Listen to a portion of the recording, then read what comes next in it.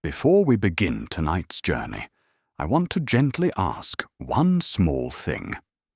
If you truly enjoy these calm historical stories I make, it would mean a lot if you left a like and perhaps shared where you're watching from and what time it is for you right now. It helps others discover these peaceful journeys, and I'm always humbled to see how far they travel across the world. Thank you. There is a city that sits beneath the Mediterranean sun, where marble temples catch the morning light and cast long shadows across cobblestone streets. This is Athens, in the 5th century before our common era, when the world was young and philosophy had not yet found its fullest voice. The air here carries the scent of olive groves and the distant sea, and in the gentle warmth of these streets, a boy is born who will change the way humanity thinks forever. His name is Socrates. The year is 470 BCE, though the people of Athens do not mark time as we do now. They measure their days by festivals and seasons, by the harvest moon and the gentle turning of the stars. In a modest home near the agora, the great marketplace where voices rise and fall like waves, a child enters the world. His father, Sophists, is a stonemason, a man whose hands know the patient art of shaping marble, of finding beauty in the hardest materials. His mother, Phainarete, is a midwife, one who guides new life into the world with gentle certainty. Picture, if you will, the Athens of this time.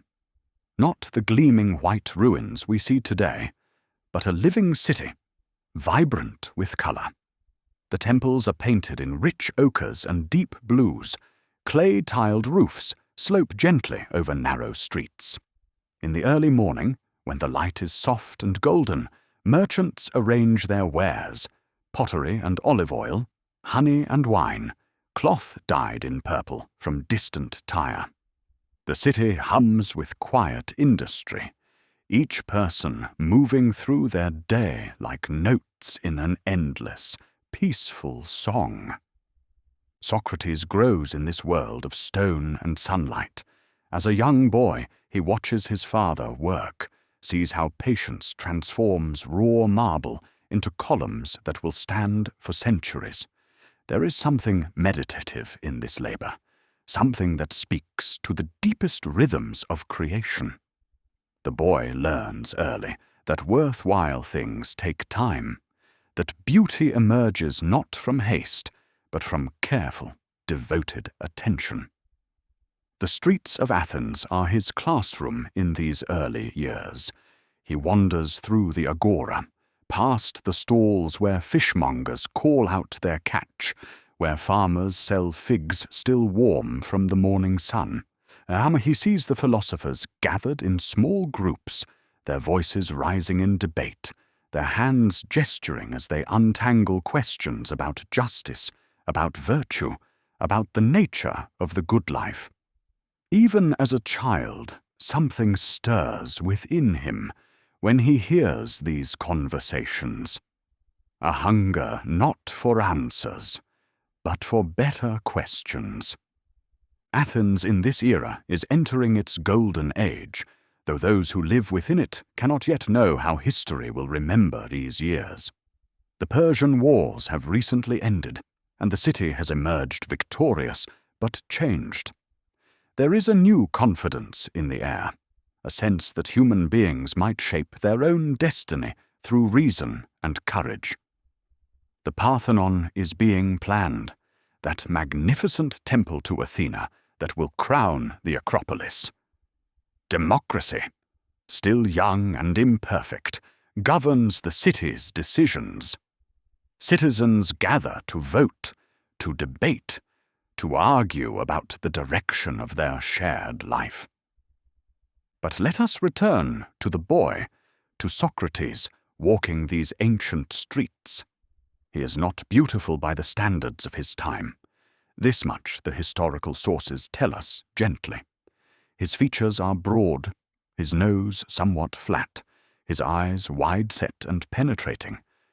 But there is something in his gaze, even young, that suggests depths others do not possess. He watches the world with a quiet intensity, absorbing everything, judging nothing. His education begins as it does for all Athenian boys of modest means. He learns to read and write, to recite the great poems of Homer and Hesiod. The Iliad and the Odyssey become part of his inner landscape. Stories of heroes and gods, of journeys and homecomings, of honor and fate. He learns music too, the lyre's gentle strings, understanding that harmony in sound might teach something about harmony in the soul. He practices gymnastics in the palaestra, where young men train their bodies under the open sky, learning that physical discipline and mental clarity are companions, not competitors. The evenings in Athens settle like silk. As the sun descends toward the Aegean, the light turns honey gold, then amber, then the soft purple of wine. Families gather in their modest homes, sharing simple meals, bread dipped in olive oil, olives and cheese, perhaps some fish or lentils. Oil lamps flicker in the gathering dusk, their small flames dancing in the evening breeze. It is in these quiet hours that young Socrates begins to wonder about things others take for granted. What makes a person good, he wonders, lying on his simple bed, listening to the distant sounds of the city settling into sleep? What is justice? What is courage? These questions do not trouble him. They delight him. They are like puzzles whose very existence is a kind of gift. His father's workshop becomes a place of both labor and contemplation. Sophroniscus is a patient teacher, showing his son how to judge the quality of stone, how to strike the chisel at just the right angle, how to see the form hidden within the formless block. The statue is already there, he tells young Socrates. We only remove what is not needed. These words will echo through the boy's life, though he does not yet know it. The idea that truth is already present, waiting to be uncovered rather than created. This will become central to everything Socrates believes. But for now, he is simply a boy learning his father's trade, his small hands growing strong from working the stone, his mind growing supple from watching transformation occur through patient attention. The seasons turn as they always have. Spring brings wild flowers to the hills around Athens, carpets of red poppies and purple anemones. Summer arrives with its fierce heat, driving people to seek shade in the cool colonnades of the agora. Autumn softens the air, makes it golden and gentle. Winter, mild by northern standards, brings rain that drums on roof tiles and washes the streets clean.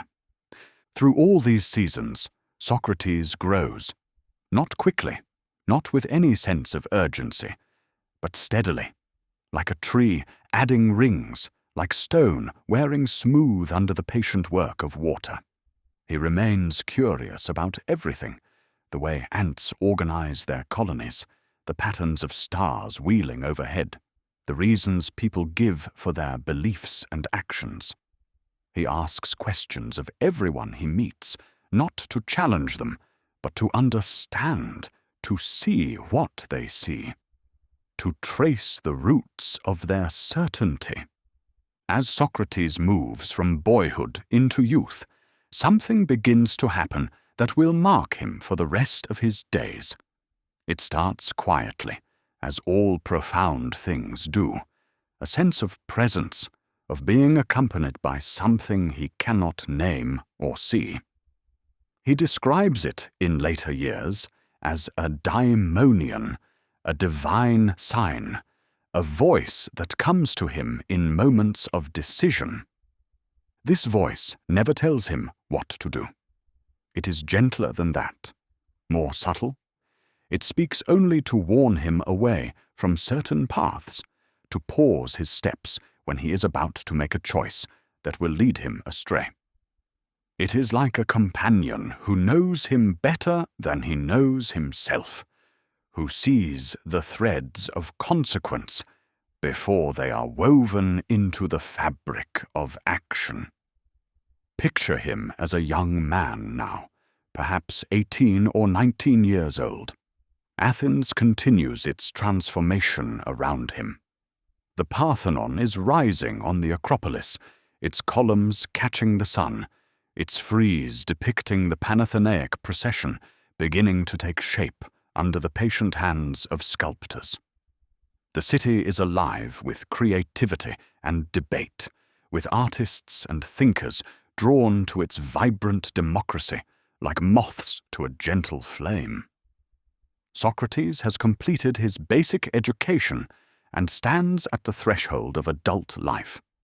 By the customs of his time and place, he should perhaps continue his father's trade, marry, settle into the rhythms of ordinary Athenian life. But the questions that began in his childhood have not faded. They have grown stronger, more insistent, more beautiful in their complexity. He begins to seek out the teachers and thinkers who gather in Athens. The city has become a magnet for those called Sophists, traveling teachers who claim to instruct young men in rhetoric and virtue, who charge fees for their wisdom. Socrates listens to them with his characteristic intensity, absorbing their arguments, testing their logic, searching for the foundations beneath their confident pronouncements. But something troubles him in their teachings. The Sophists claim they can teach virtue, that wisdom can be transmitted like a skill or craft. They speak eloquently about justice and courage, about the nature of the good life, and yet, when Socrates questions them gently, asking them to define their terms, to explain what they mean by these beautiful words, their certainty begins to crumble like old parchment. He discovers something that will become central to his life's work. Most people, even the wisest and most educated, have not examined the foundations of their beliefs. They use words like justice and virtue without truly understanding what these words mean. They are, in his gentle assessment, sleepwalking through life, following customs and conventions without ever waking to the deeper questions beneath. The agora becomes his true school. Every day he walks among the columns and stalls, engaging anyone who will speak with him. He talks with merchants about the nature of fair exchange, with soldiers about courage, with politicians about justice, with poets about beauty. He never claims to know the answers himself. This is crucial to understanding him. Instead, he presents himself as genuinely ignorant, as someone seeking truth alongside those he questions. His method is simple but profound. He asks questions. He listens carefully to the answers. Then he asks more questions, drawing out the implications and contradictions in what has been said. It is not cruel or mocking. His manner is genuinely friendly, even playful. He wants to know what people think, and he wants them to discover, through their own reflection, whether their thoughts can withstand careful examination. The sun moves across the Athenian sky as these conversations unfold. Morning light gives way to the fierce brightness of noon, then softens into afternoon gold. Socrates stands in the shade of a colonnade, his simple cloak draped over one shoulder, his bare feet planted on warm stone, engaged in dialogue with a young man who claims to understand what courage means. "Tell me," Socrates says gently, "what is courage?" The young man, confident at first, offers a definition. Courage is standing firm in battle, not running away from the enemy. A fine answer, Socrates nods, his eyes warm with genuine interest. But tell me, what about a general who orders a tactical retreat to save his army? Is he not courageous even though he withdraws? The young man pauses, considers. Well, yes, I suppose strategic retreat can be courageous. Then courage is not always about standing firm. No, not always. And so the conversation continues, winding like a gentle river, each question revealing new complexity, new nuance, until the original certainty has dissolved into something more honest. The admission that perhaps we do not understand courage as well as we thought. This is not failure in Socrates' eyes. It is the beginning of wisdom. The recognition of our own ignorance is the first step toward genuine knowledge. Those who think they know without truly knowing are doubly ignorant. They do not know, and they do not know that they do not know. Those who recognize their ignorance have at least achieved clarity about where they stand. The Athenian evenings find Socrates often in the home of friends, reclining at Symposia, those gentle gatherings where men share wine and conversation, where ideas flow as freely as the diluted wine in their cups. The rooms are lit by oil lamps that cast dancing shadows on plastered walls. Someone plays the lyre softly in the corner. The conversation turns to love, to beauty, to the nature of the soul. Socrates speaks rarely at these gatherings, but when he does, people fall silent to listen. His voice is not grand or theatrical. It is conversational, intimate, as though he is sharing thoughts with a single close friend, rather than addressing a room. He tells stories, draws analogies, asks questions that seem simple, but open onto vast horizons of thought. If a doctor heals the body, he muses, swirling wine in his cup, and we honor him for this skill, should we not honor even more the one who heals the soul? And yet, do we even know what it means for a soul to be healthy? The night deepens. Through the open doorway, stars wheel in their eternal patterns. Somewhere in the city, a dog barks, a night bird calls. The conversation continues, gentle and unhurried, as though these men have all the time in the world to chase wisdom through the labyrinth of questions. There comes a moment in Socrates' life when everything changes, though the change is subtle, like a river altering its course so gradually that one only notices the new channel after it has been carved deep into the earth.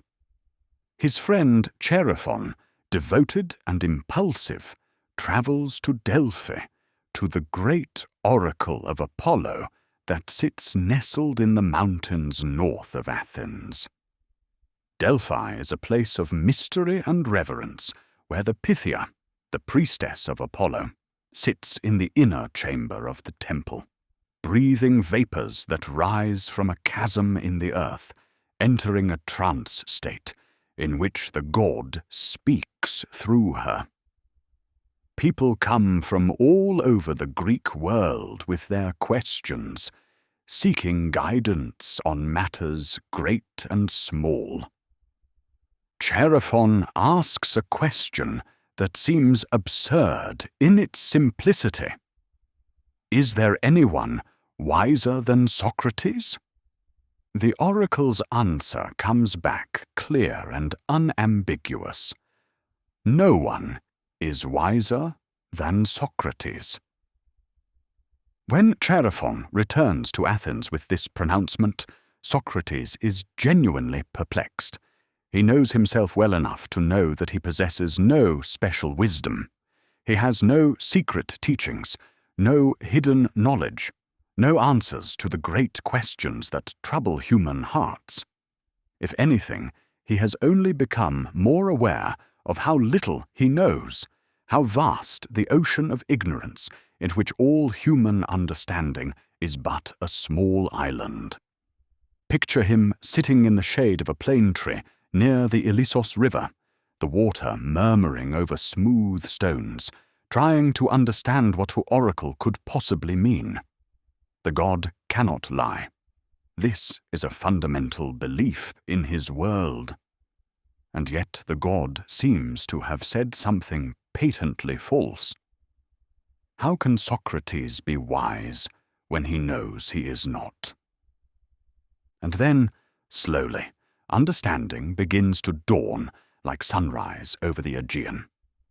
Perhaps the oracle means something different than what it appears to mean. Perhaps wisdom is not about possessing knowledge, but about understanding the limits of knowledge. Perhaps the truly wise person is not the one who claims to know many things, but the one who knows what they do not know. This realization transforms Socrates' life, gives it a mission and purpose it has been seeking. He decides to test the oracle's claim by seeking out those who are reputed to be wise, the politicians, the poets, the craftsmen, and questioning them to see if they truly possess the wisdom they claim or others attribute to them. He begins with the politicians, those who govern Athens through the democratic assembly. These are men accustomed to speaking with confidence about justice and law, about what is good for the city and its citizens. Socrates approaches them with genuine humility, ready to learn from their wisdom. But as he questions them, gently probing the foundations of their pronouncements, a pattern emerges.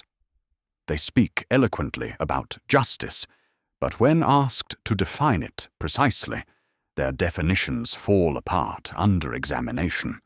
They contradict themselves without realizing it. They use grand words without truly understanding what those words mean. And yet they remain confident in their wisdom, untroubled by the inconsistencies Socrates gently reveals.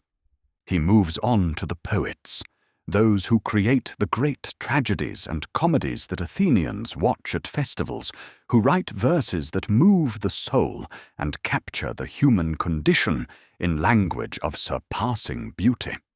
Surely here he will find wisdom.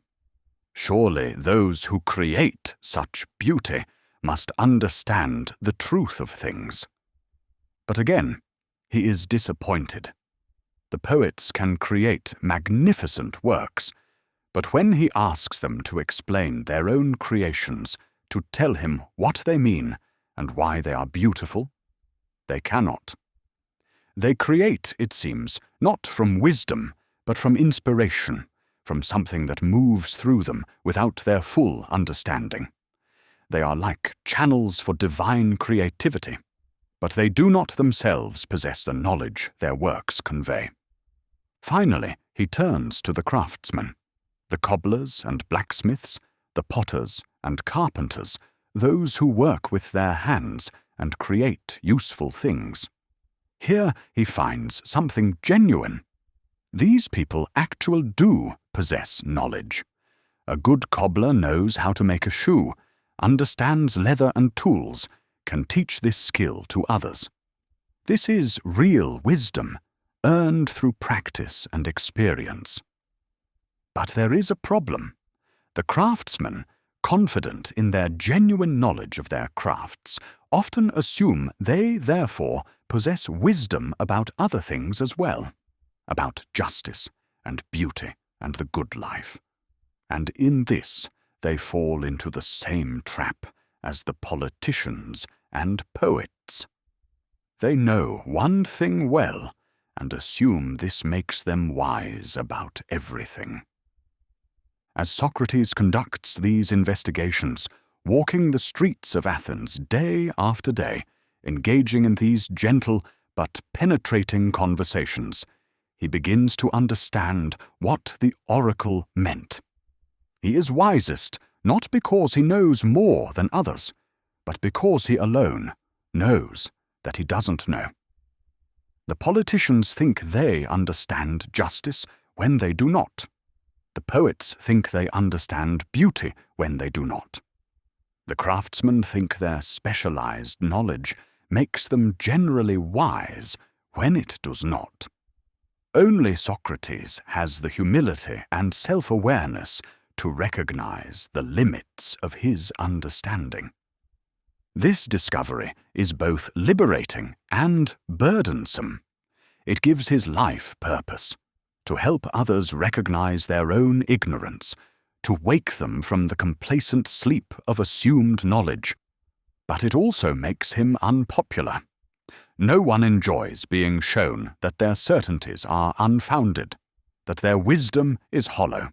And Socrates, in his gentle way, shows this to person after person, day after day, year after year. The sun continues its circuit through the Athenian sky. Seasons change. The city evolves around him. The great building projects continue. Political tensions rise and fall. And through it all, Socrates walks and questions and walks, fulfilling what he understands to be his divine mission. To be, as he will later describe it, a gadfly to Athens, stinging the great horse of the city into self-awareness, into examination of its beliefs and values. As the years unfold, like scrolls written in invisible ink, gradually revealing their contents, Socrates becomes a fixture of Athenian life. He is not a teacher in any conventional sense. He charges no fees. He has no school. He writes nothing down. And yet young men gather around him like moths around a gentle flame, drawn by something in his presence, in his way of being in the world. Among these young followers are names that will echo through history. Plato, who will become philosophy's greatest artist, who will preserve Socrates' voice in dialogues of surpassing beauty. Xenophon, a soldier and historian who will record his own memories of their teacher. Alcibiades, brilliant and troubled, who loves Socrates with an intensity that Socrates gently redirects. Critias and Charmides, who will later become tyrants, proving that even Socrates' influence has its limits. Picture a typical scene, the gymnasium, where Athenian men exercise and converse. The air is warm, carrying the scent of olive oil and sweat, the sounds of physical exertion mixing with philosophical debate. Socrates sits in the shade of the colonnade, his plain cloak wrapped around him, his bare feet crossed. Around him young men have gathered, some still catching their breath from wrestling, others fresh and eager. "Tell me," Socrates is saying to a young aristocrat named Meno, "you say that virtue can be taught, but can you first tell me what virtue is?" Meno, confident and well-educated, launches into a definition. Virtue is different for different people. For a man, virtue is managing the city's affairs well and helping friends while harming enemies. For a woman, virtue is managing the household and obeying her husband. Socrates listens patiently, his eyes kind. But surely, he says when Meno finishes, all these different virtues share something in common, some essence that makes them all virtue. Just as bees, though many and diverse, all share in being bees. And so begins another gentle unravelling, another patient examination of assumptions. Socrates never grows frustrated, never mocks or belittles. He is genuinely curious, genuinely interested in following the argument wherever it leads. His questions are like a midwife's hands. He often uses this image, helping others give birth to their own insights, not implanting foreign ideas, but drawing out what is already within, waiting to be discovered. His method has come to be called the elenchus, though he never names it himself. It is simply how he talks to people, asking for a definition, examining its implications, finding contradictions or inadequacies, refining the definition, repeating the process. It is exhausting for those unused to such rigorous thinking, but exhilarating too, like climbing a mountain and discovering new vistas with each turn of the path. But Socrates is more than just a questioner, more than just an intellectual gadfly. There is something about his character, his way of being, that draws people even more than his arguments. He possesses a self-control that seems almost superhuman in its consistency. He is indifferent to cold and heat, to hunger and thirst. He drinks wine at Symposia, but never becomes drunk. He has sexual desires, but never acts on them inappropriately. He treats slaves and nobles with the same courtesy, the same genuine interest. There is a famous story about his physical endurance during a military campaign. For yes, Socrates serves as a soldier when Athens calls, fulfilling his civic duty despite his age. He stands in one spot for an entire day and night, lost in thought, working through some philosophical problem. His fellow soldiers gather around him, amazed, watching this strange man stand motionless from dawn to dawn, immune to cold and fatigue, absorbed entirely in contemplation. Another story tells of his courage in battle. When the Athenian army retreats in disorder, most men fleeing in panic, Socrates walks calmly, looking around with his characteristic alert attention, clearly ready to defend himself if attacked. The enemy, seeing his composure and readiness, leaves him alone, choosing easier prey. These are not stories Socrates tells about himself. He is modest to the point of self-deprecation, but others tell them, marveling at this man who seems to inhabit his principles so completely, who has achieved a harmony between his beliefs and his actions that most people can only dream of. The Athenian afternoons find him often in conversation with a single person, walking slowly through the streets or sitting in someone's courtyard garden where fig trees provide shade and a fountain murmurs its perpetual song. These one-on-one conversations are gentler than the public exchanges, more intimate. Here, Socrates can tailor his questions to the individual soul before him, can sense where someone is ready to be challenged and where they need encouragement. He has a gift for seeing people clearly, for understanding their character and potential.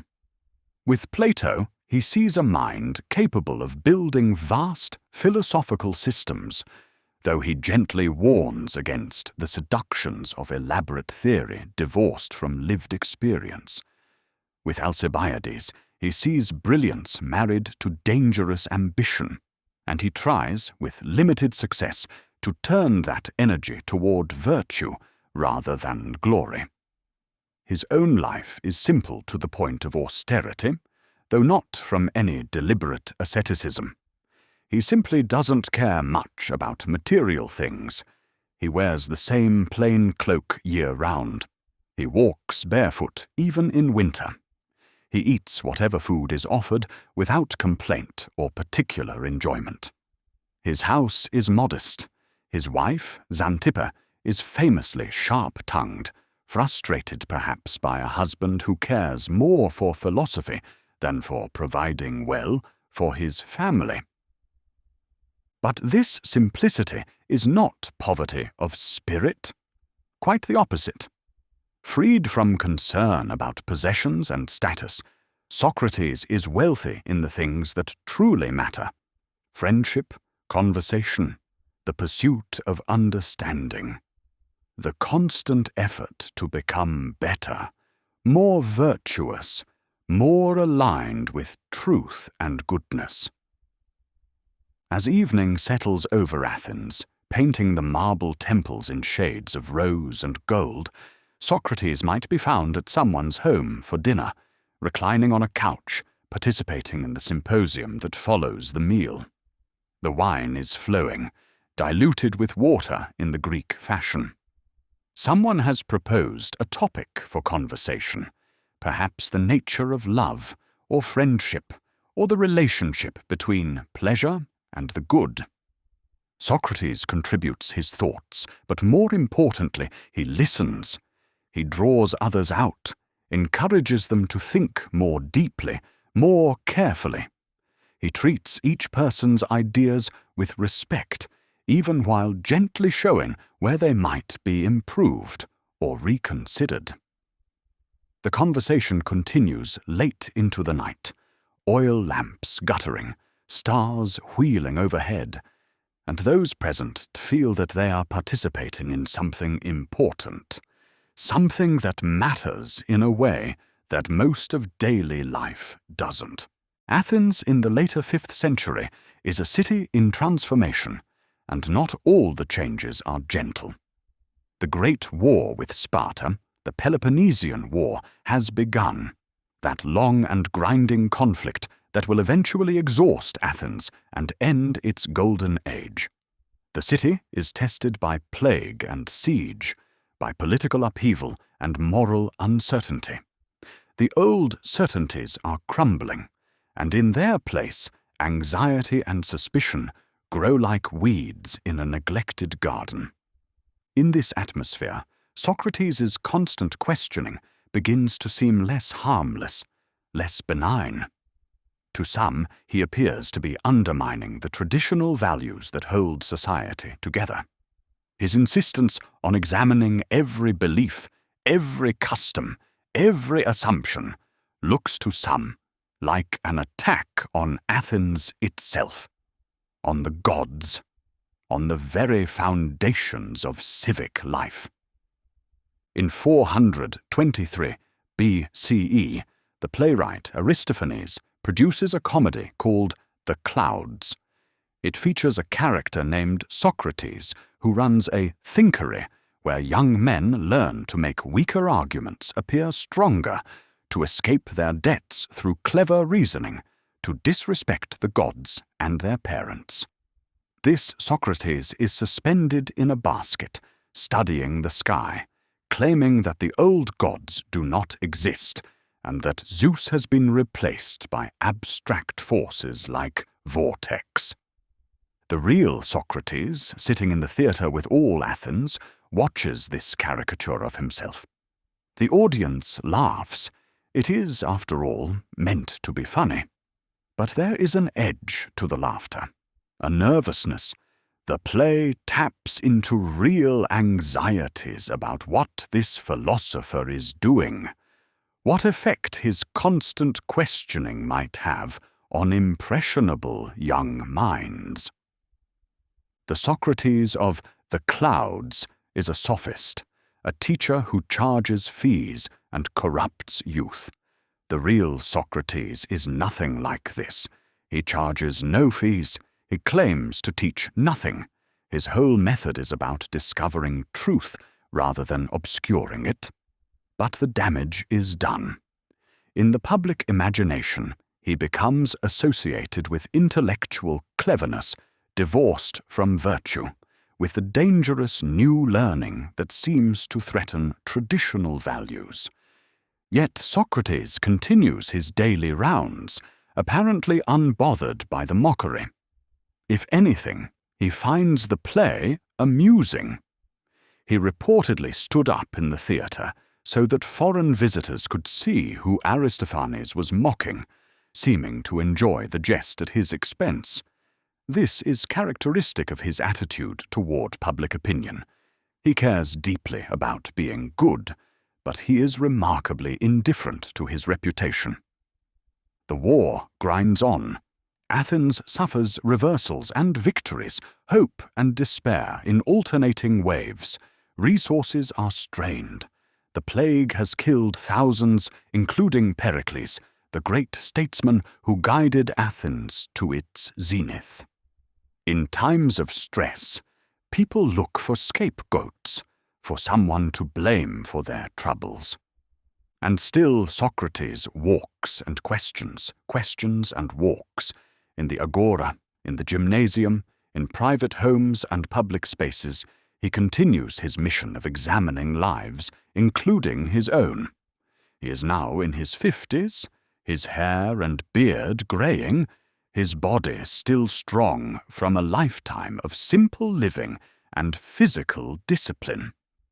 He takes on new students, or rather, young men continue to seek him out, despite the growing controversy around him. They are drawn by something authentic in him, some quality of complete integrity that is increasingly rare in a city torn by war and faction. In Socrates, they see someone who actually lives according to his principles, who would rather die than compromise his commitment to truth and virtue. The political situation in Athens grows more volatile. Democracy gives way briefly to oligarchy, then returns, then becomes more radical and suspicious.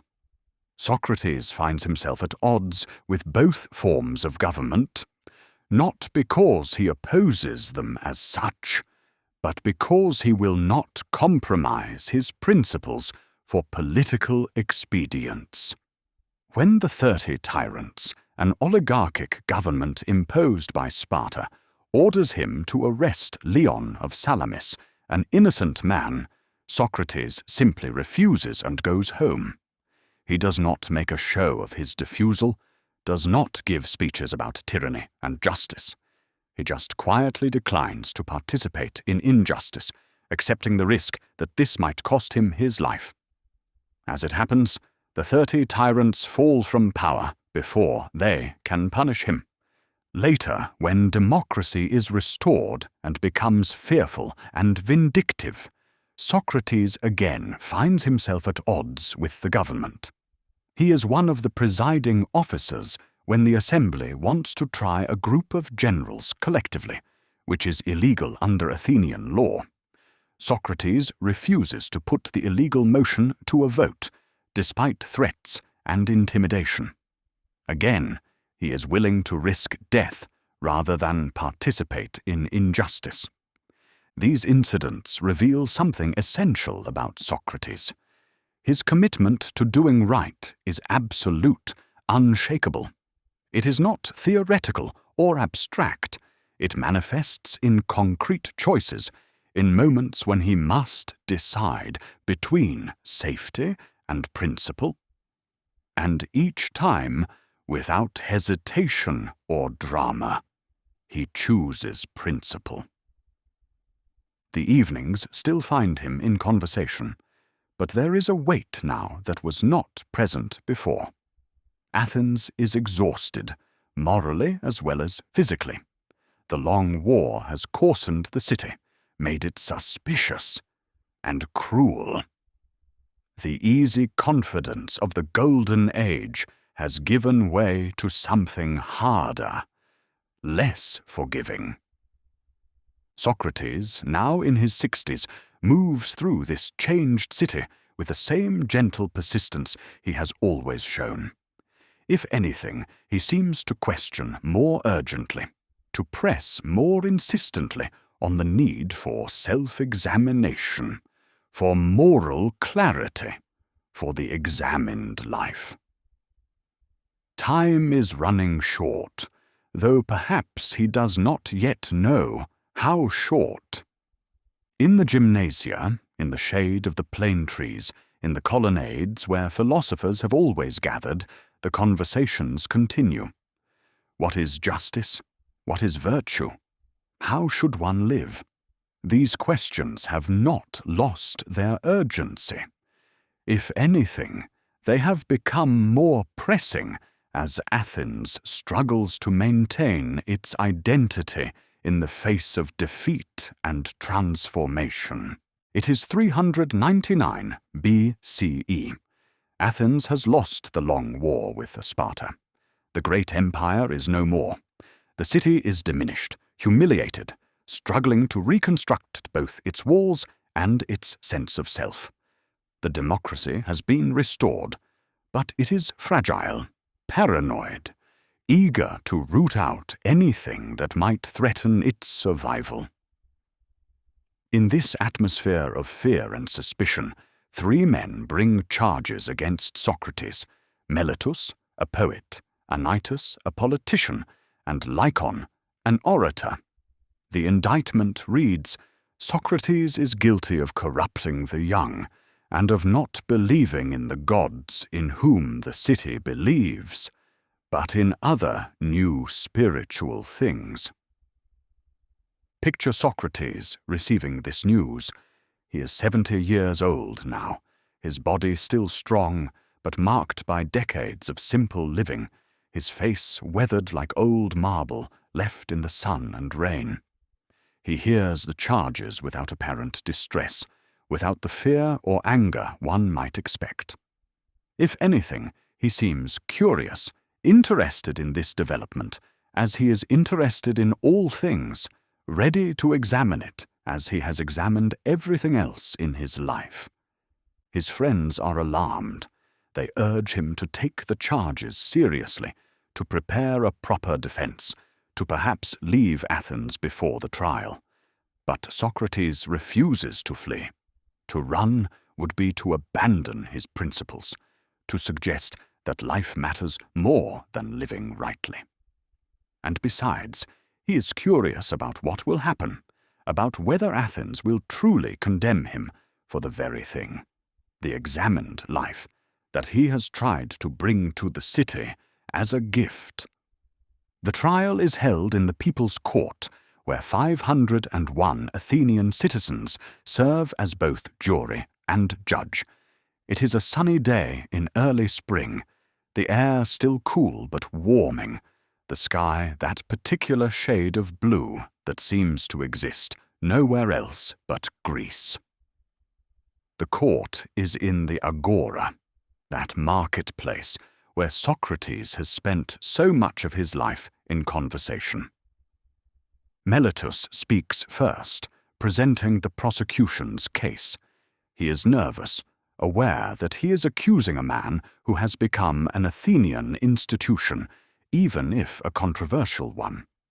He argues that Socrates corrupts the youth by teaching them to question their parents and the city's traditions, that he introduces new gods while denying the traditional ones. Then it is Socrates' turn. By Athenian custom, he is expected to present a carefully crafted defense speech, probably written by a professional speechwriter, designed to appeal to the jury's emotions and prejudices. Instead, Socrates speaks in his usual conversational manner, as though he is engaged in one of his typical philosophical discussions rather than defending his life. He begins by addressing the old prejudices against him, the image created by Aristophanes' play decades earlier. He explains that he is not a sophist, does not claim to teach anything, charges no fees.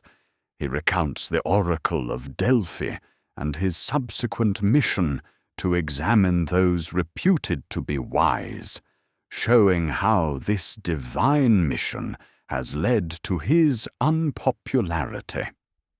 Then he questions Meletus directly, in the same way he has questioned countless others in the agora.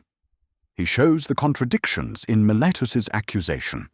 How can he both believe in spiritual things, the daimonian, and not believe in gods? Are not spiritual things the offspring of gods?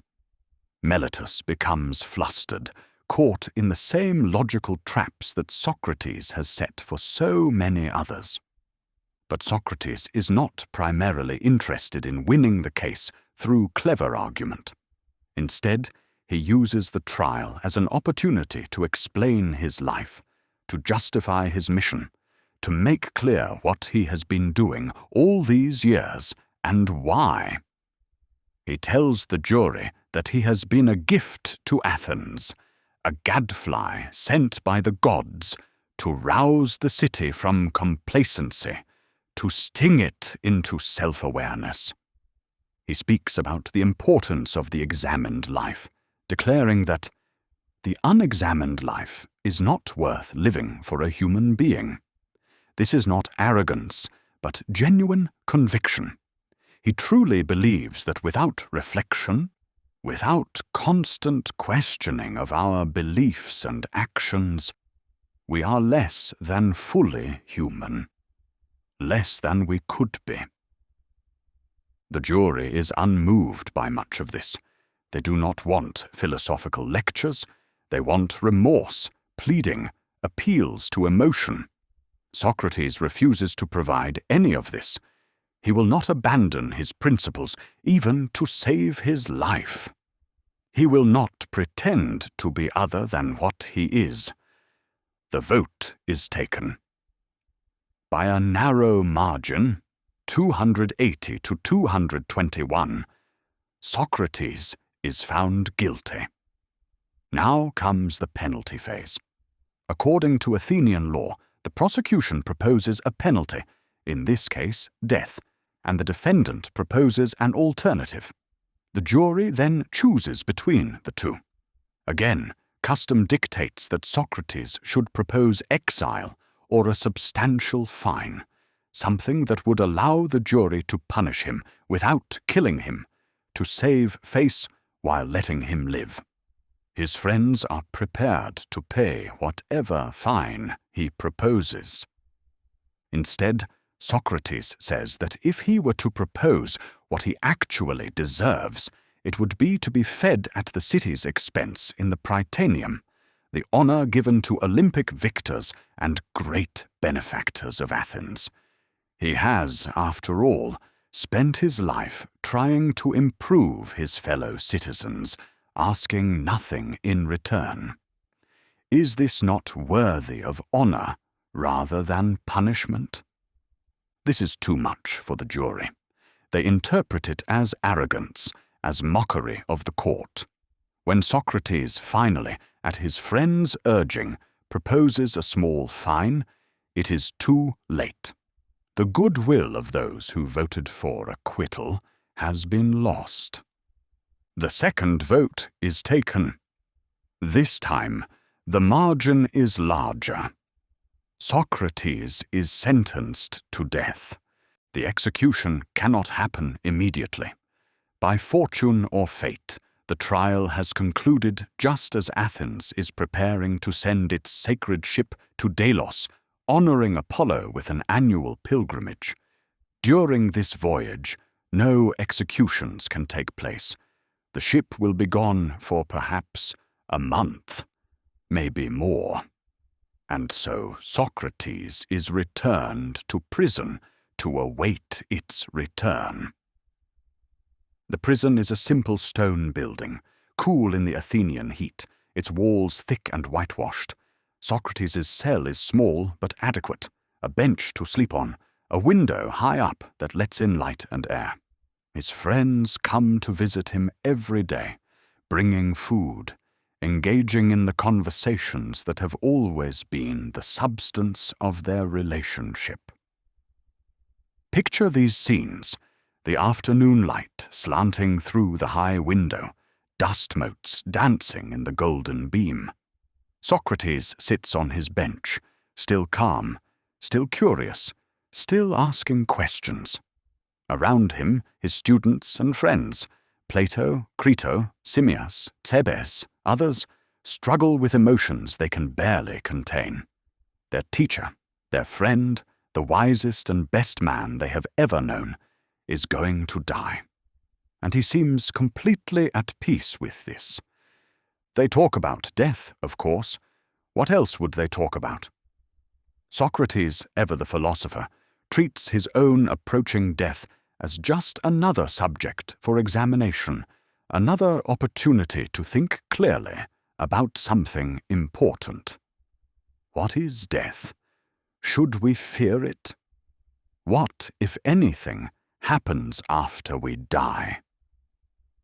He offers various arguments for why death should not be feared. Perhaps, he says, death is simply a dreamless sleep, a peaceful nothingness. What could be terrible about that? We do not fear sleep.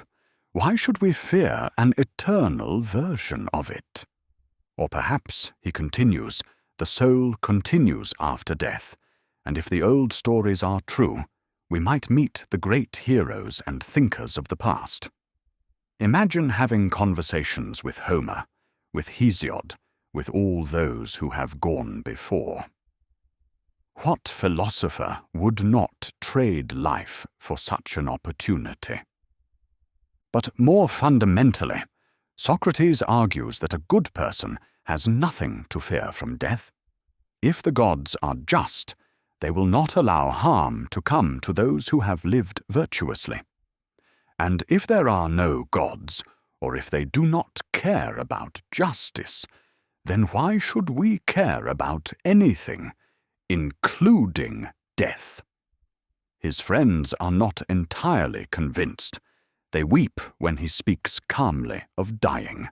They rage against the injustice of it, Athens killing its best citizen for the crime of trying to make the city better. But Socrates gently reminds them that he is not being treated unjustly. Not really. The laws must be obeyed, even when their application seems wrong. To flee or to resent his fate would be to contradict everything he has taught and lived. One night, his old friend Crito comes to him with a plan for escape. Everything is arranged. Guards have been bribed. Horses are ready. Safe houses prepared in Thessaly. Socrates need only agree, and by morning he will be far from Athens, free to live out his remaining years in peace. The conversation that follows is gentle but firm. Socrates questions Crito's plan the way he has questioned everything else, examining its assumptions, testing its logic. Should we care about the opinions of the many, or only about the opinions of those who truly understand what is right? And if we believe that injustice harms the doer more than the victim, would it not be unjust to escape, to break the laws of Athens? He personifies the laws themselves, imagining what they would say if they could speak. Socrates, they would argue, you have lived your whole life under our protection. You have benefited from the order and peace we provide. You chose to stay in Athens when you could have left. Is it not unjust to break us now, when we rule against you, after accepting our benefits for 70 years? The argument is persuasive, though modern readers might question its premises. But for Socrates, it is decisive. To escape would be to act unjustly, to harm his own soul in the very act of saving his body. And this he will not do, no matter the cost. Crito leaves without Socrates, who returns to his cell alone. The night is quiet, the city sleeping under the stars. Through the high window, moonlight falls in a silver square on the stone floor. Socrates lies on his bench, perhaps thinking about death, perhaps thinking about nothing in particular, at peace with what is to come. The days pass slowly. More conversations, more visitors, more opportunities to think and talk about the things that matter most. There is a quality to these final discussions that those present will remember for the rest of their lives. A sense of being at the boundary between worlds, of touching something eternal, even as they prepare to say goodbye to their friend. Socrates speaks about the soul and its immortality, about the nature of the good and the beautiful, about why the philosopher should not fear death. He tells them that philosophy is, in a sense, a preparation for dying, a practice of separating the soul from the body, of caring for things eternal rather than things temporary. But he also jokes and laughs, teases his friends gently, shows the same humor and warmth he has always shown. He is not grim or morbid about his approaching death. If anything, he seems lighter, as though freed from some burden the rest of them still carry.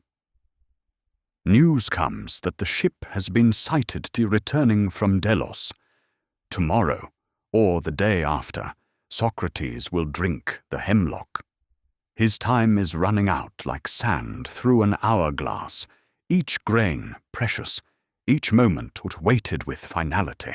Dawn breaks over Athens on what will be the last day of Socrates' life. The light comes gently at first, a pale glow in the east that gradually spreads across the sky, touching the temples on the Acropolis, flowing down into the city streets, finally reaching the small window of the prison cell where Socrates lies. His friends have gathered early, unable to sleep, unwilling to waste a moment of this final day. They find him already awake, sitting up on his bench, his chains recently removed, a small mercy granted for these last hours. His wife, Xanthippe, is there with their youngest son, still an infant. When she sees the friends arrive, she breaks down, crying out in the way that grief demands. Socrates looks at her with kindness, but also with a gentle firmness. He asks Crito to take her home. This is not cruelty. It is Socrates being true to his principles even now. The day ahead will require calm and clarity, not the storm of emotion that his wife's presence would bring. She is led away, still crying, the child in her arms, and Socrates turns to his friends with that familiar look of gentle curiosity. Someone notices that he is rubbing his leg where the chain had been, and he remarks on something interesting. How pleasure and pain seem to be connected, how the relief from the chain's weight brings its own kind of pleasure. Even now, even on his last day, he is observing, thinking, finding material for philosophical reflection. The morning unfolds in conversation, as all of Socrates' days have unfolded. They talk about the soul and immortality, about the nature of true knowledge, about the relationship between body and spirit. Socrates offers arguments, stories, myths, whatever might help his friends understand and accept what is about to happen. He speaks of the forms, those eternal, unchanging realities that exist beyond the physical world. The beautiful things we see are beautiful because they participate in beauty itself. Just things participate in justice itself. And just as these forms are eternal and unchanging, so too might the soul be eternal, having existed before our birth and continuing after our death. But these are not just abstract philosophical arguments. For Socrates, they are deeply personal truths that shape how he faces his death. If the soul is immortal, if there is a reality beyond the physical world, then death is not the end, but a transition, a release from the body's prison into something purer and truer. The hours pass. Midday comes and goes. The shadows begin to lengthen as afternoon arrives. Someone goes to check on the preparation of the hemlock. There is no avoiding the reality of what is coming. No pretending that this is just another philosophical conversation that will continue tomorrow. A servant of the 11, the officials responsible for executions, comes to tell Socrates that the time is approaching. The man seems moved by Socrates' calm, remarking that he has found him the noblest and gentlest and best of all who have ever come to that place. He is in tears as he tells Socrates that soon he must drink the poison. Socrates thanks him warmly, treating this servant with the same courtesy he has shown to everyone throughout his life. There is no hierarchy of worth in Socrates' eyes. Every person deserves respect and kindness, regardless of their station. As the sun sinks lower in the western sky, painting Athens in shades of amber and rose, Crito asks Socrates if he has any last instructions about his children or any other matter. Socrates replies simply, "Take care of yourselves by living according to what we have always discussed." This is the best service they can render to him, to themselves, to everything they have stood for together. Someone asks about burial, and Socrates smiles, a gentle, warm smile that reminds them all of countless conversations in better times. "Bury me however you wish," he says, "if you can catch me." The real Socrates, he reminds them, is not this body about to die. The real Socrates is the soul, the mind, the self that has lived and thought and questioned, that cannot be buried because it cannot be caught or contained. The sun is setting now, the room growing dimmer. Outside the small window, the city is preparing for evening, lamps being lit, families gathering for their evening meal, the normal rhythms of life continuing as they always have and always will. The man returns with the cup of hemlock. It is prepared from the plant Conium maculatum, which grows wild in Greece, and whose poison brings death through progressive paralysis, starting from the feet and working upward until it reaches the heart and lungs. It is considered a relatively gentle death, as executions go. Socrates takes the cup without hesitation, without trembling. His friends can barely look at him. Some are weeping openly, others turn away, overcome with grief. But Socrates remains calm, almost cheerful. He asks the man how to proceed, and is told simply to drink it all, and then walk around until his legs feel heavy. Before drinking, Socrates asks if he may pour a libation to the gods from the cup. The man tells him they prepare only as much as is needed, no more. Socrates accepts this, then raises the cup to his lips and drinks it down steadily, completely, without hesitation or disgust. This is too much for his friends. The grief they have been holding back bursts forth. They weep freely now, not for themselves primarily, but for the loss the world is about to suffer. for the ending of this extraordinary life. Socrates alone remains composed. He gently chides them. What is this strange outcry? I sent the women away mainly to avoid such absurdity. One should die in silence. He walks around, as instructed, until he feels the heaviness in his legs, then lies down on his back.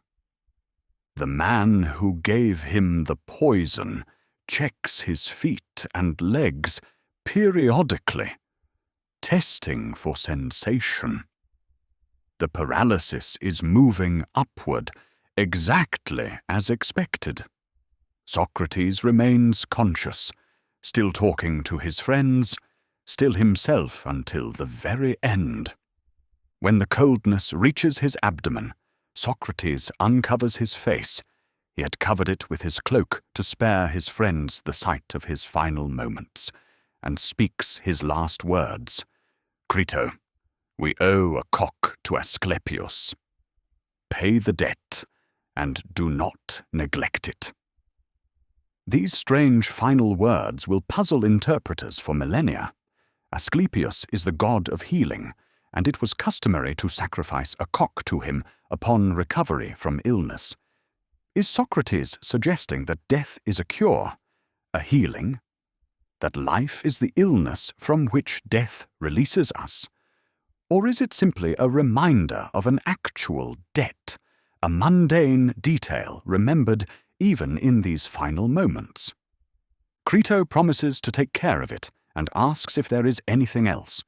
But Socrates does not reply. A few moments later, he stirs slightly. The man uncovers his face and sees that his eyes are fixed. Crito closes them. The sun has set. In the gathering darkness, Socrates' friends sit with his body, numb with grief and loss. The wisest, most just, and best man any of them have ever known is gone. In the days and weeks that follow Socrates' death, Athens continues its daily life. Markets open, assemblies meet, ships arrive and depart from Piraeus. The city that condemned its gadfly goes on without him, seemingly unchanged. But beneath the surface, something has shifted. His students scatter, each carrying the memory of their teacher, like a seed that will grow in unexpected soil. Plato, devastated by the loss, leaves Athens for a time, traveling to Sicily and Egypt, processing his grief by beginning to write. The dialogues he will compose over the coming decades will preserve Socrates' voice, his method, his questions. Through Plato's art, Socrates will become immortal in a way he never sought, but thoroughly deserves. Xenophon, already in exile for other reasons, writes his own memoirs of Socrates, creating a different portrait, less philosophical perhaps, but more intimate, showing the man's practical wisdom and gentle humor. Between Plato and Xenophon, future generations will have two windows into who Socrates was and what he meant. Others of his circle go on to found philosophical schools. Antisthenes develops ideas that will lead to cynicism, that philosophy of radical simplicity and self-sufficiency. Aristippus explores pleasure and the good life in ways that will influence Epicureanism. Each takes some aspect of Socrates' thought and develops it in his own direction, like streams flowing from a common source. But the influence spreads beyond those who knew him personally. The story of his life and death becomes a touchstone for Western civilization. Here was a man who cared more for truth than for life, who maintained his principles even when they led to his execution, who faced death with calm courage and even humor. Philosophers in every generation will look back to Socrates as a model of what philosophy should be. Not abstract system building or clever word games, but a lived commitment to wisdom and virtue, a constant examination of one's own life and beliefs, a willingness to follow the argument wherever it leads. The method he pioneered, that patient questioning, that gentle unraveling of unexamined assumptions, will become central to philosophical practice. The Socratic method, as it comes to be called, will be used in law schools and universities, in therapy and education, wherever people seek to think clearly and examine their beliefs rigorously. But perhaps most importantly, Socrates establishes the figure of the philosopher as someone outside and critical of conventional society. He shows that genuine thought requires a certain distance from the opinions and prejudices of one's culture, a willingness to stand alone if necessary, to endure unpopularity and even persecution for the sake of truth. The question he asked, how should one live, becomes philosophy's central question, the thread that runs through ethics and politics, through metaphysics and epistemology. Every answer to this question is, in some sense, a dialogue with Socrates, an attempt to build on or argue against what he established. His declaration that the unexamined life is not worth living becomes one of philosophy's most famous statements, a challenge that echoes down through the centuries. Are you thinking about your beliefs, or just accepting what you've been told? Are you living deliberately, or just following the crowd? Have you examined the assumptions that guide your choices? These questions remain as urgent now as they were in ancient Athens, perhaps more so in an age of information overload and social media echo chambers, when it's easier than ever to live in a bubble of unexamined assumptions, surrounded by people who think exactly as we do. Socrates reminds us that wisdom begins with recognizing our own ignorance, that certainty is often the enemy of understanding, that the questions matter as much as the answers. He shows us that philosophy is not something done only in universities or ivory towers, but something that happens in the marketplace, in conversation with anyone willing to think seriously about how to live. The centuries pass, Athens rises and falls, the Roman Empire comes and goes.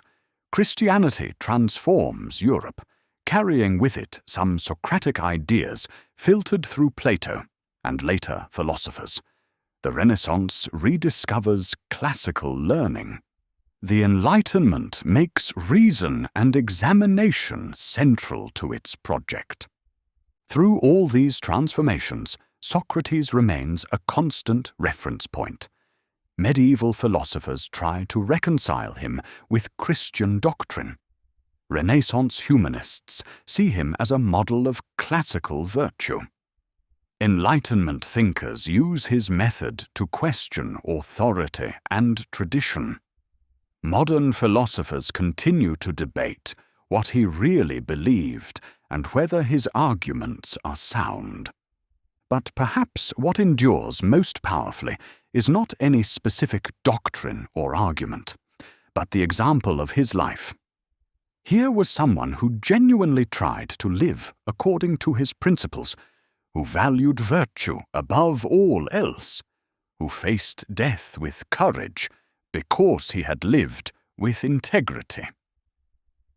The image of Socrates calmly drinking the hemlock becomes iconic, a symbol of principled resistance to injustice, of the triumph of conscience over power. Revolutionaries and reformers, martyrs and resistors, throughout history, will see something of themselves in his final act, in his refusal to compromise, even when compromise would save his life. More than 2 millennia after Socrates walked the streets of Athens, after he questioned and was questioned, after he lived and died, his central question remains: how should one live? It is a deceptively simple question, so basic that we might overlook its profundity. Children ask it without knowing they're asking it. Teenagers wrestle with it as they try to figure out who they want to be. Adults return to it again and again as life presents new challenges and choices. The elderly contemplate it as they look back on the shape their life has taken. Socrates never answered this question definitively. That was not his way. Instead, he showed us how to approach it, through constant examination, through questioning our assumptions, through caring more about being good than about appearing good, or having success, or accumulating wealth. He demonstrated that virtue isn't something we possess, but something we must constantly practice and refine. We cannot simply learn what justice is and then be done with it. We must ask ourselves daily whether our actions are just, whether we are living according to our principles, whether we are becoming the kind of person we want to be.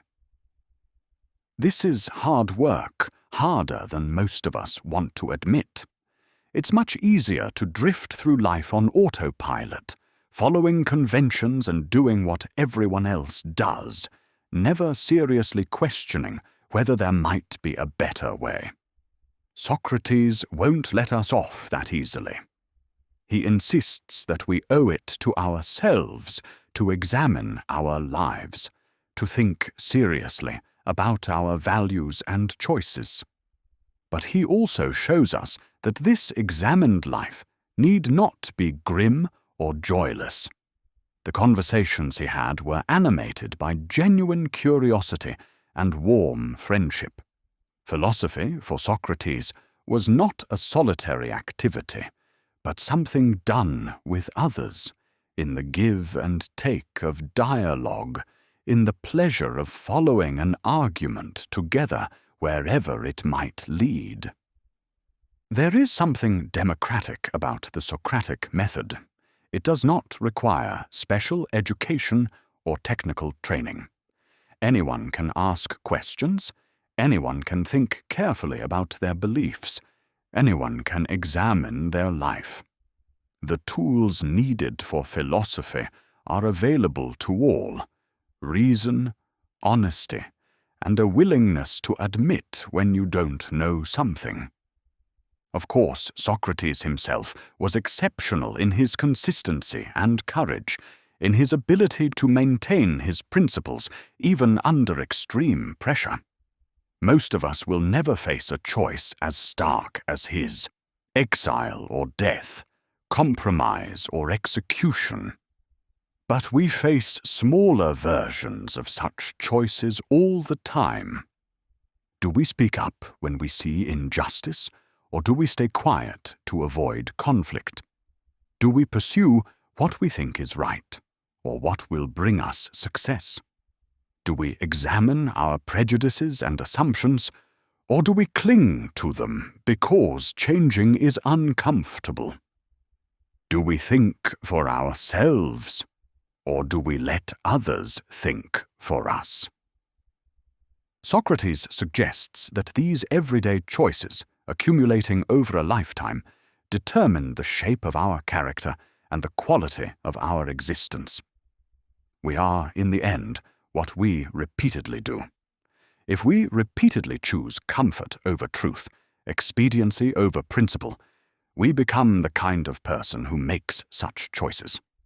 If we repeatedly examine our beliefs and try to align our actions with our values, we become the kind of person who does that.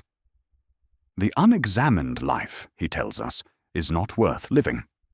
But what does this really mean? It does not mean we must all become professional philosophers, spending our days in abstract speculation.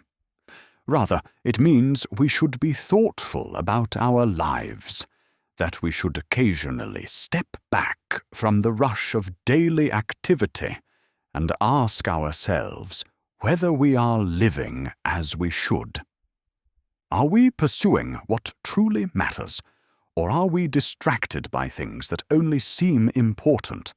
Are we becoming better people, or are we stagnating, or even deteriorating? Are we treating others justly and with kindness? Are we being true to ourselves? These questions have no final answers.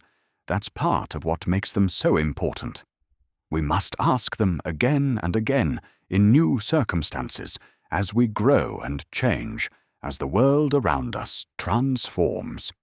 The examined life is not a destination, but a journey, not a problem to be solved, but a practice to be maintained. Socrates also teaches us something about how to disagree with others. In an age of polarization and hostile debate, his gentle questioning offers an alternative model. He approached others not as enemies to be defeated, but as potential partners in the pursuit of truth. He listened carefully to what they said. He took their ideas seriously enough to examine them rigorously. He was willing to change his mind if shown a better argument. At the same time, he did not compromise on what he believed to be true and good. He was kind, but not weak, gentle, but not permissive.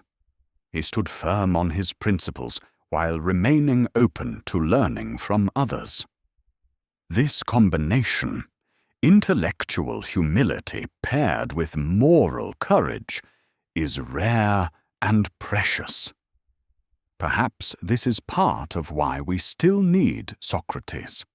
In a world of information overflow, where everyone has opinions on everything, but few have examined the foundations of their beliefs, his insistence on careful thought and self-examination is more relevant than ever. In a culture that often values success over virtue, his prioritization of moral goodness over external rewards offers a corrective vision. The gadfly is gone, but the need for gadflies remains. Who will question the conventional wisdom? Who will challenge us to think more carefully about our assumptions?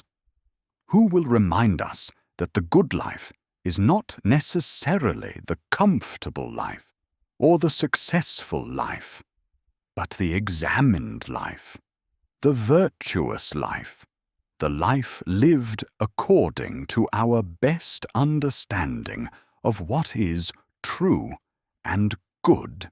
On a hill in Athens, not far from where the ancient agora once bustled with life, tourists now walk among reconstructed columns and crumbling foundations. They take photographs, consult guidebooks, try to imagine what this place was like when it was alive with voices, with commerce, with debate. Some of them know about Socrates. They may have read one of Plato's dialogues in school or encountered his story in a philosophy class. Standing here, in the city where he lived and died, they feel a connection across the vast gulf of time, a sense that what happened here matters still, that the questions asked in these streets have not been fully answered, perhaps cannot be fully answered. This is part of Socrates' legacy. He made philosophy personal and urgent. Before him, Greek thinkers had focused mainly on nature. What is the fundamental substance of reality? How did the cosmos come to be?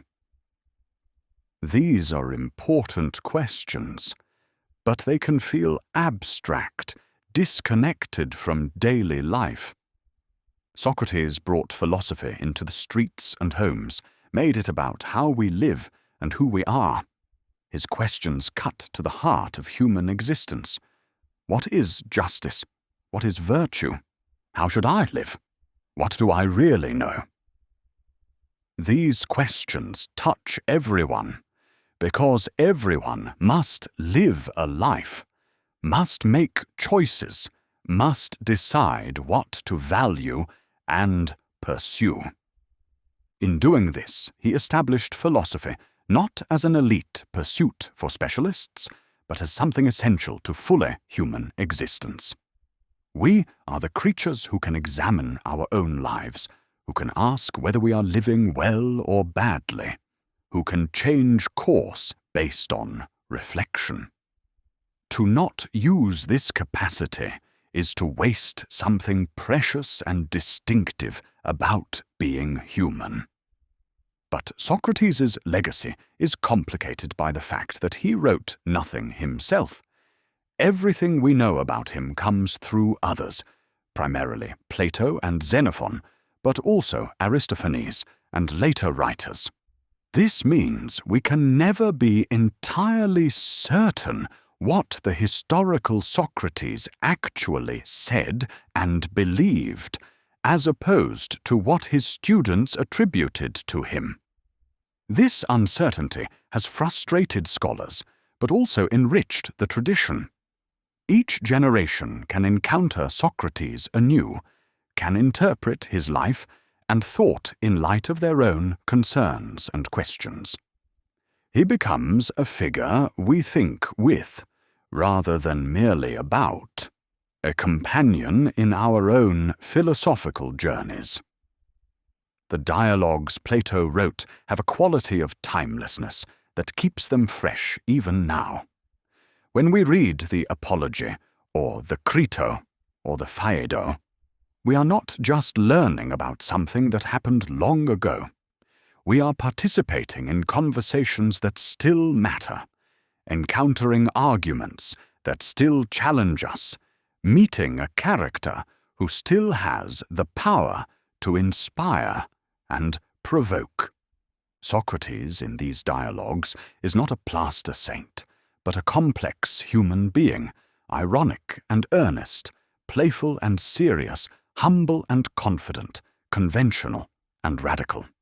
He can be frustrating with his constant questioning, with his profession of ignorance, with his refusal to simply tell people the answers they seek. But this frustration is part of the point. He is not trying to make things easy for us. He is trying to make us think. The conversations he has with his friends and students, with sophists and politicians, with anyone willing to talk with him, are models of how philosophical dialogue should work. Not debates where the goal is to win, but cooperative inquiries where the goal is to understand. Not contests of cleverness, but joint efforts to think more clearly about important matters. This collaborative spirit is part of why Socrates continues to inspire educators. The Socratic method, used in many schools, is an attempt to capture something of his approach, using questions to guide students to discover truths for themselves rather than simply telling them what to think. Of course, no method works in every situation or with every person. Socrates himself had limited success converting all of Athens to the examined life. Some of his students, like Alcibiades and Critias, went on to do terrible things despite their association with him. The method is powerful, but not magical. What it requires, perhaps above all, is genuine care for truth and for the person you are talking with. Socratic questioning can become manipulative if used merely to score points or make someone look foolish. But when done with the right spirit, with humility, curiosity, and goodwill, it can be transformative. Students who have experienced truly excellent Socratic teaching often describe it as revelatory, a moment when they realized they could think for themselves, when they discovered that their opinions could be examined and refined, when they understood that learning is not about memorizing what others have said, but about developing their own capacity for thought.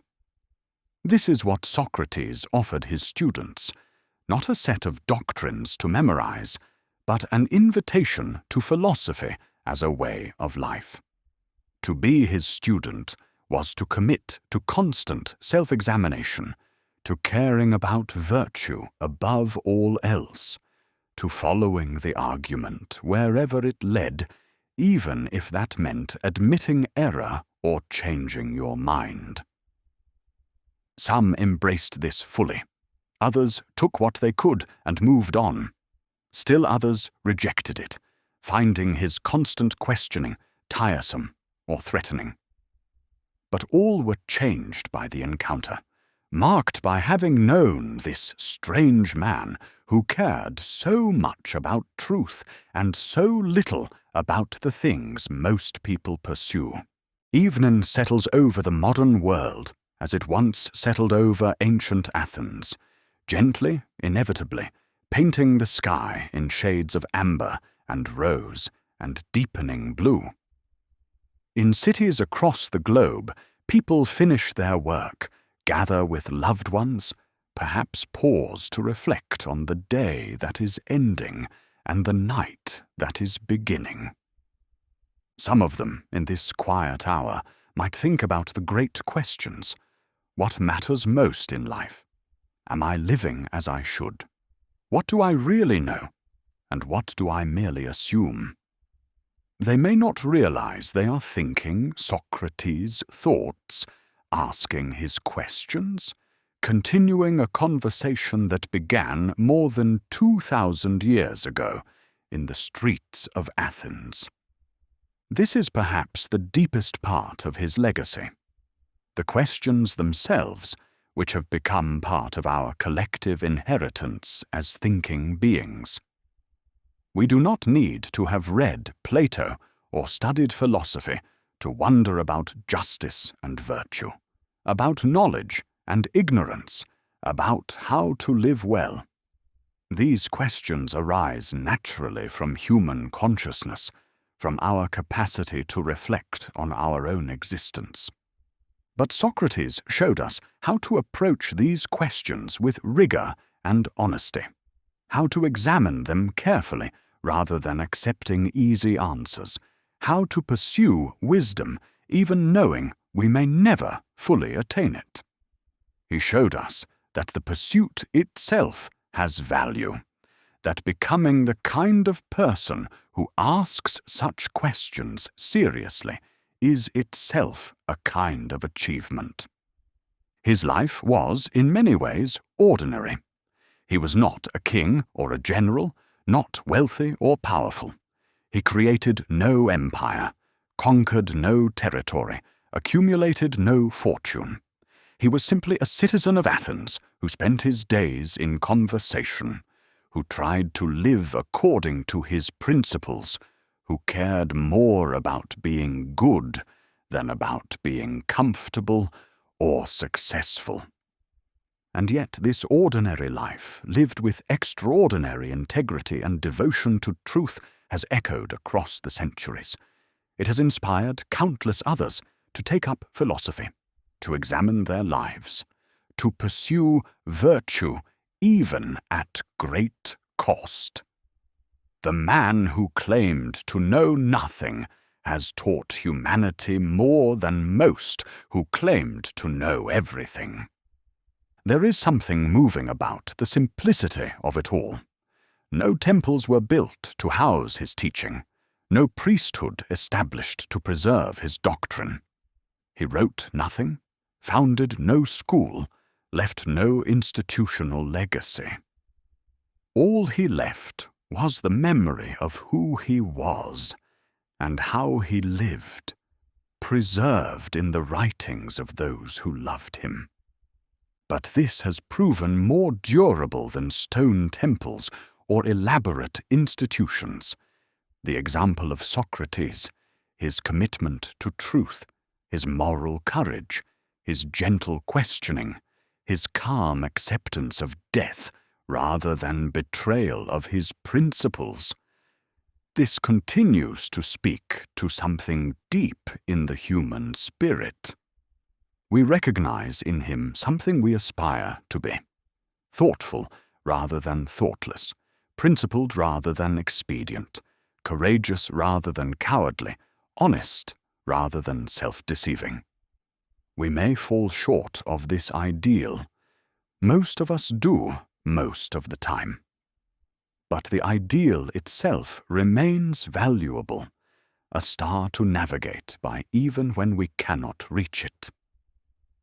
The last words of Socrates, that puzzling instruction to sacrifice a cock to Asclepius, have been interpreted in many ways. But perhaps the simplest reading is the best. Even at the moment of death, Socrates was thinking of others, of a debt owed, of an obligation to fulfill.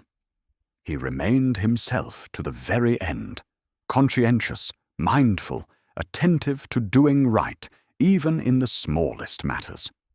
This attention to living rightly in every moment, not just in grand gestures, but in the texture of daily existence, is perhaps the most difficult and most important part of his teaching. It is relatively easy to make big ethical decisions when the stakes are clear. It is much harder to maintain integrity in the countless small choices that make up an ordinary day. Should I speak up or stay silent? Should I examine this belief or accept it uncritically? Should I do what is convenient or what is right? Should I care about being good or about appearing good? These daily choices, accumulating over a lifetime, determine who we become. Socrates showed us that philosophy is not an escape from life, but a way of engaging with life more fully and honestly. The examined life is not separate from ordinary existence. It is ordinary existence lived with awareness, with intention, with constant attention to whether we are living as we should. As night falls and stars begin to appear in the darkening sky, we might imagine Socrates as he was in those final days, calm and curious, still asking questions, still seeking understanding, still trying to help his friends see more clearly. The hemlock was coming. Death was certain. And yet his focus remained on what mattered most: living well in the time that remained. This is what wisdom looks like, not having all the answers, but asking the right questions, not certainty, but honest inquiry, not comfort, but integrity, not success, but virtue. These may seem like small things, quiet things, easily overlooked in a world that celebrates power and wealth and fame. But they are the things that endure. Empires fall, fortunes evaporate, fame fades.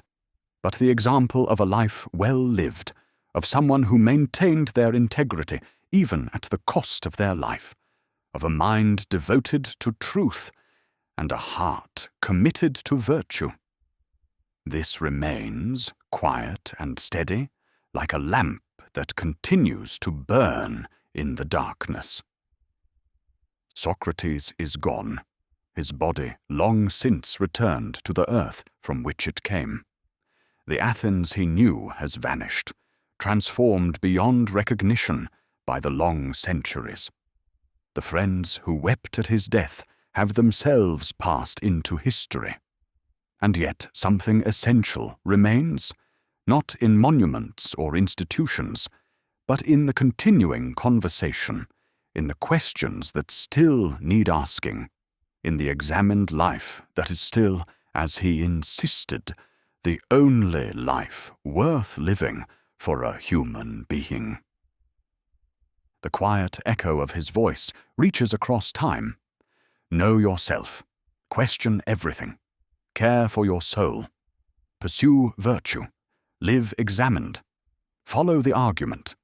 Never betray your principles. These are not commands, but invitations, not rules, but possibilities. They ask us to consider whether we are living thoughtfully or thoughtlessly, whether we are becoming better or merely older, whether we are awake to our existence or sleepwalking through our days. In the end, each person must answer these questions for themselves. Socrates cannot do it for us. He would not want to, even if he could. But his example lights the way, shows us what it looks like to take such questions seriously, to live according to one's deepest values, to pursue wisdom with devotion and integrity. And so the legacy continues, passed from generation to generation, like a sacred trust. Those who read about Socrates, who encounter his questions, who are moved by his example, carry something forward. They become, in their own way, students of the man who claimed to teach nothing, followers of the philosopher who professed only ignorance, inheritors of a tradition that began in a sunlit agora in ancient Athens and continues wherever someone pauses to ask, "How should I live?" The answer is never final, never complete, but the asking, patient, honest, persistent. This is where wisdom begins. This is what Socrates taught, not through words alone, but through the entire shape of his life. From his first questions as a curious boy, watching his father work with stone, to his last breath as an old man facing death with calm courage. May we, too, learn to ask the questions that matter. May we examine our lives with honesty and humility. May we care more for being good than for appearing good, more for truth than for comfort, more for virtue than for success. And may we remember, in our own struggles and doubts and aspirations, that we are not alone, that a man who lived long ago faced similar challenges, asked similar questions, and showed us, by his example, that it is possible to live with integrity, to pursue wisdom, to remain true to oneself, even in the face of death. The twilight deepens into full night. Stars wheel in their ancient patterns overhead, the same stars that Socrates once gazed upon, wondering about the cosmos and our place within it. And in that continuity, the same questions, the same stars, the same human longing for understanding and meaning. There is comfort and challenge both. The examined life awaits. The questions remain. The conversation continues. And somewhere, if we listen carefully in the quiet hours, we might still hear the gentle voice of an old Athenian asking, with genuine curiosity and infinite patience, "But what do you mean by that? And can you explain it more clearly? Let us examine this together and see where the argument leads."